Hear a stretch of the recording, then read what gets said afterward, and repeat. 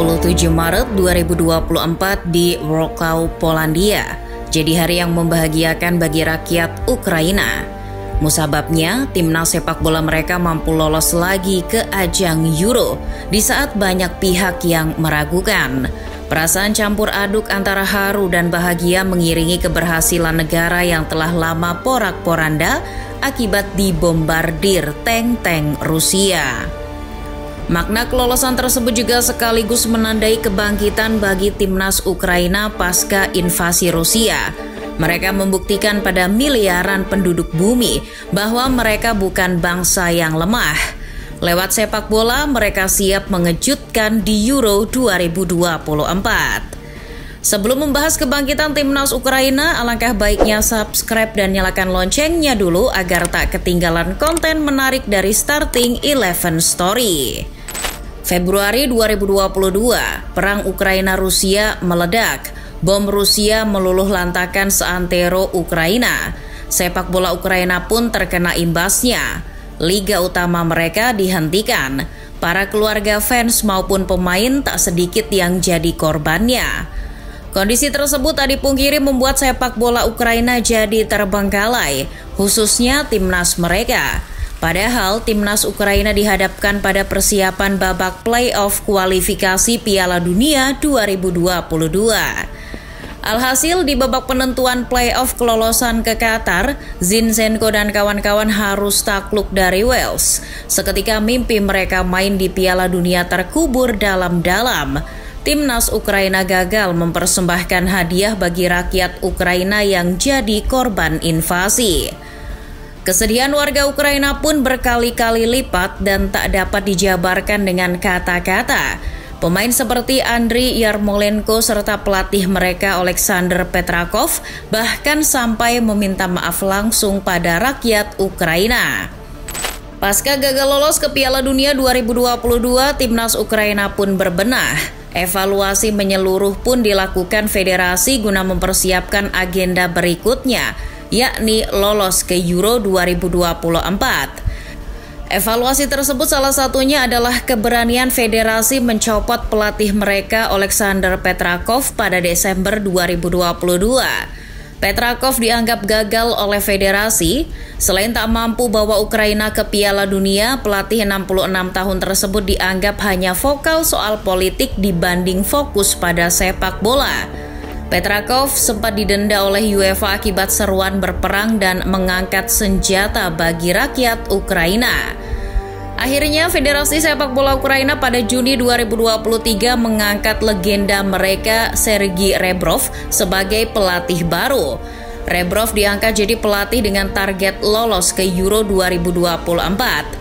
Mantan pelatih Dinamo Kiev tersebut dianggap federasi bisa membangkitkan mental timnas Ukraina seperti dulu Andriy Shevchenko di Euro 2020. Meski masih minim prestasi, Rebrov dianggap sebagai legenda yang bakal dihormati para pemainnya. Rebrov adalah sosok yang cocok untuk membangkitkan semangat dan mental para pemain Ukraina yang terlanjur loyo pasca gagal lolos ke Piala Dunia.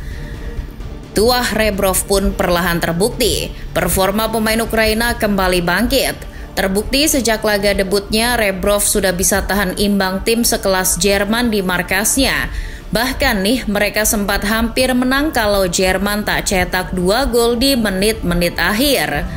Performa apik timnas Ukraina di bawah Rebrov tak hanya berhenti sampai di situ. Di babak kualifikasi Euro 2024, tim seperti Italia maupun Inggris juga bisa mereka tahan imbang. Iya, Ukraina ditahan Rebrov terbukti jadi momok menakutkan bagi tim-tim besar. Ukraina yang awalnya dianggap tak bisa lolos ke Euro 2024 pun akhirnya punya kesempatan lewat jalur playoff. Melawan Bosnia-Herzegovina dan Islandia di 2 laga penentuan, sihir Rebrov terbukti ampuh.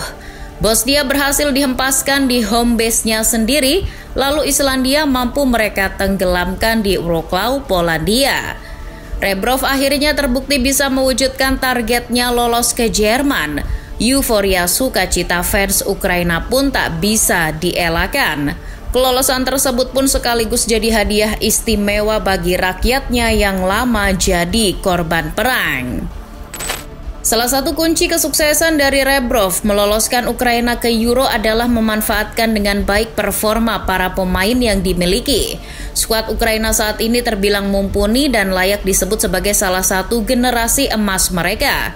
Serdadu perang yang dimiliki Rebrov di atas lapangan banyak diisi pemain yang tampil memukau di klubnya masing-masing musim ini. Dari penjaga gawang, ia mempunyai kiper terbaik bernama Andriy Lunin. Performa gemilangnya di Real Madrid musim ini tak bisa dilupakan begitu saja. Meski tak jadi kiper utama El Real di final UCL, jasa Lunin bagi kesuksesan El Real amatlah banyak. Di sektor bek, ada beberapa punggawa dari tim Liga Inggris.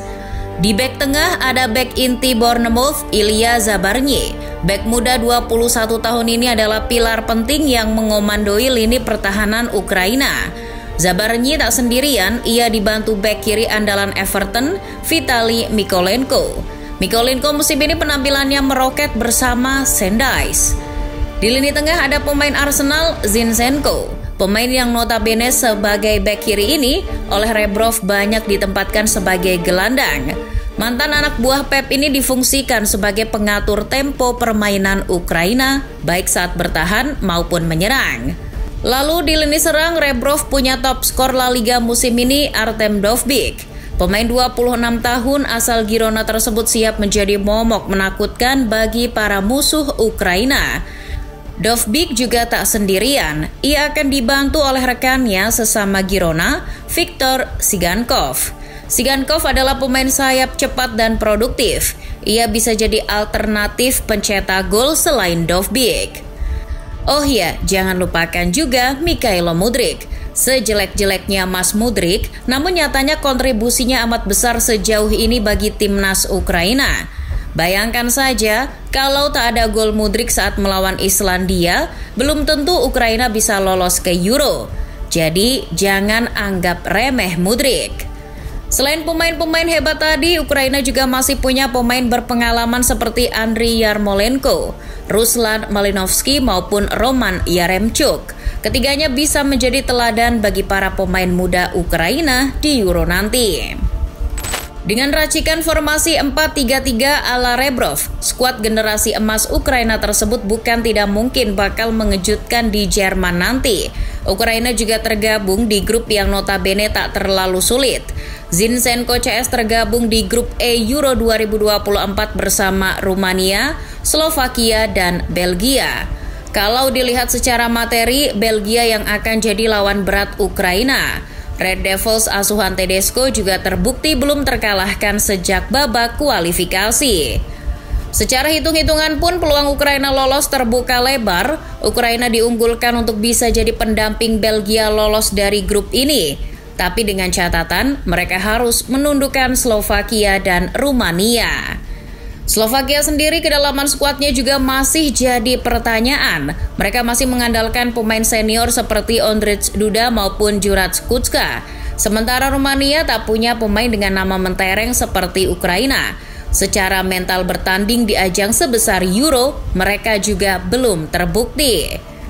Selain itu, Rebrov juga punya tekad untuk bisa sukses menyamai rekannya Shevchenko.